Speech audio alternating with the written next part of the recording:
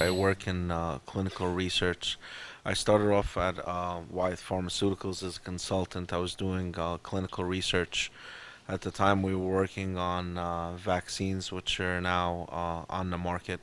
So I was a part of that, and I'm very proud to say that. From there, I've worked at Novartis Pharmaceutical recently, also as a consultant, working on clinical trials to various therapeutic areas such as respiratory, oncology, um, very, very sick patients. And currently, right now, I'm going to start working with Eli Lilly also on the same thing. But now I'm working more on the regulatory side. We deal, there's certain, my job is very, very specific.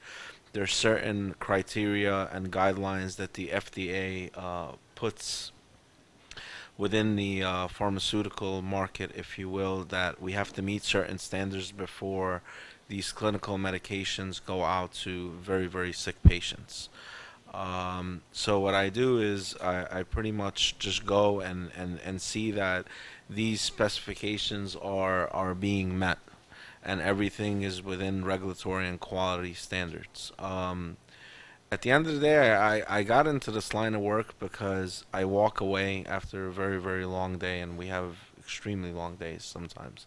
I walk away and I say to myself, I made a huge difference today with a very, very sick patient that is getting his medication. And I'm bettering people and helping sick patients. And that to me is very, very fulfilling.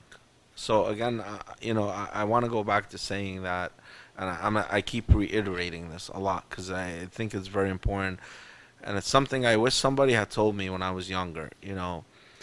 Do something that you want to and feel is going to bring you fulfillment in your life. You want to walk away every day saying to yourself, "Wow, I made a difference today." And in my case, I make a difference with very sick patients. Um, we deal with clinical trials worldwide, globally, and we deal with them in the states. Across many of the pharmaceutical companies that I've worked in. And you want to walk away saying, "Wow, I'm making a difference. I'm doing something. I'm bettering." Don't put money as your and there's good money in pharma. I'm not saying there isn't, but don't put money as your primary goal. Okay, I'm gonna make $100,000 coming out of school. No, that's not what you want to do. Something where also you're gonna be serving people, where you're gonna be helping people, because that I think is the ultimate satisfaction at the end of the day. Thank you. So let's do Shedi. Shedi, I'm sure it's a very known answer, but what do you do in every day? I mean, I'm sure probably, hopefully, everyone here has been to the dentist before. So I think in the matter of what I do, each one of you guys, I'm sure, have been to a dentist for different reasons. So on top of all the reasons, I mean, sometimes you'll help someone who has any kind of pain. Someone wants a more beautiful smile. Somebody wants anything. So there's really a lot of specialties. With dentistry, you could specialize in doing root canals, you could specialize in braces, you could specialize in gum disease, you could specialize in kids. There's really multiple specialties. And then there's also a general dentist, which can do all of the following. Obviously, the more you specialize, the more you become good with one specific area, and the better you are in doing it. So I think my job is kind of easier understood than maybe some here, because maybe you guys haven't been open to it yet. But again, I'm sure most of you guys have been to the dentist, and we give injections, so I'm sure you guys know about that too. And I apologize about that, but it's really for your help. All right, Mike, what made you decide to go back to medical school after dental school? I don't think I made the decision by myself. I think I was in dental school, and I didn't leave dentistry. I'm in one of the subspecialties. I'm sorry, one of the specialties in dentistry. It's called oral and maxillofacial surgery, and with that, it's one of the requirements also to get also a medical degree.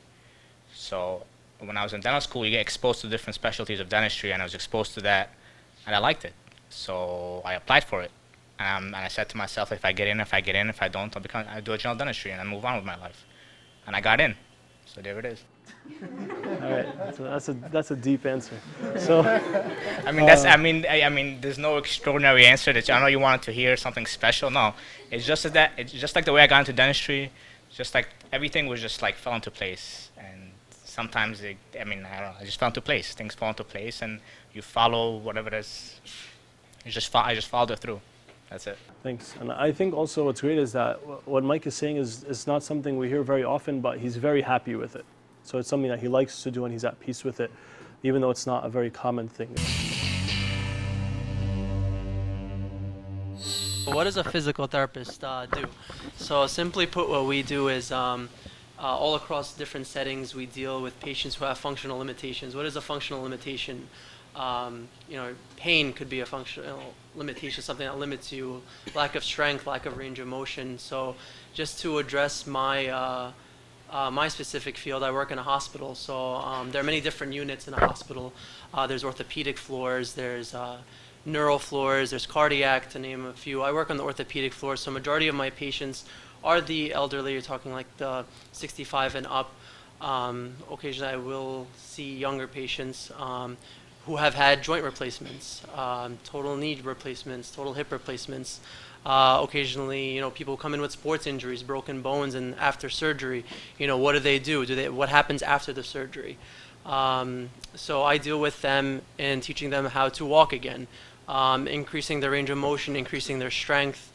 For the elderly, working on their balance. I can't tell you. I mean, now with the new generation of baby boomers, I think it's reaching the age of over 65 or 70 now.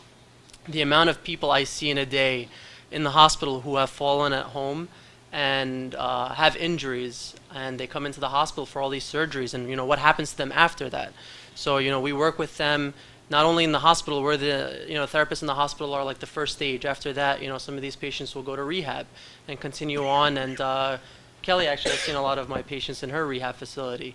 And then after that, what happens after that? Patients go home and they can receive physical therapy in the home, and that's something that I'm looking into doing in the near future. Physical therapists are everywhere. I mean, they're in schools working with special needs children who are born with cerebral palsy, autistic children, children born with autism.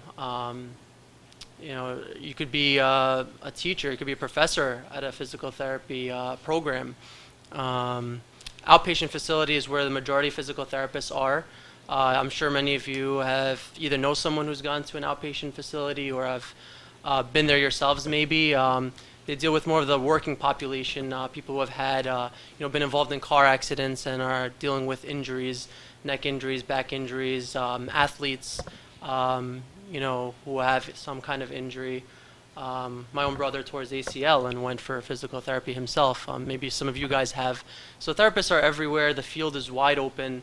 It's one of the, most in-demand careers out there right now. And you have to be a people person.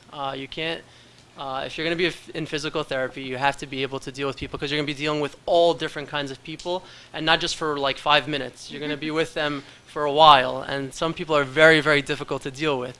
In the hospital, you have to be a motivator, because I go to people at like 8:30 in the morning, and nobody wants to get up at 8:30 in the morning, but you have to get up. You had surgery. No, but I'm supposed to sleep for 2 weeks. No, not anymore. You have to get up. So you have to be a people person. It's a very interactive, hands-on job. So that's a little overview, and maybe Kelly could tell you a little bit more. Wow, so he really covered a lot about physical therapy, and I agree with everything that he said. I worked at a hospital, and I still work at a hospital. I also work at a subacute rehab in a nursing home, and I do see some of Joe's patients that he evaluates them in the hospital after their surgery, and then they come to rehab, which is where I see them, and they usually stay in the rehab for about 2 months. generally, and you see a big change in the patient's status. They come in, they can't walk, they're in pain, they can barely move, and by the end of the 2 months, they're walking out of your clinic, and it's like pretty much a miracle. It's really, really rewarding to see those patients who are very depressed because they were able to be independent before their accident, before their surgery, before old age got to them, and then you show them how they can heal and they can recover and they can walk again. And they are so thankful for your help. They're so thankful for your patience and your knowledge and your education that you provide to them and show them this is how you can live your life with this disease or this neurological condition or whatever it may be. I would recommend definitely shadowing somebody so you can see, because outpatient PT is very different from rehab PT, which is very different from a hospital PT. And I didn't know this going in. I only shadowed an outpatient physical therapist. And then in school you do something called clinical affiliations, and they send you out to hospitals, to school systems, and you see like, oh my goodness, you have so many different places where PT, you can work as a PT. I'm a very big advocate for physical therapy, but I also want to make you guys aware that there's other therapy jobs out there, such as an occupational therapist, which I didn't even know what that was until I became a physical therapist. And they work very closely to us, and they focus mostly on getting patients, getting people back to their occupation, pretty much.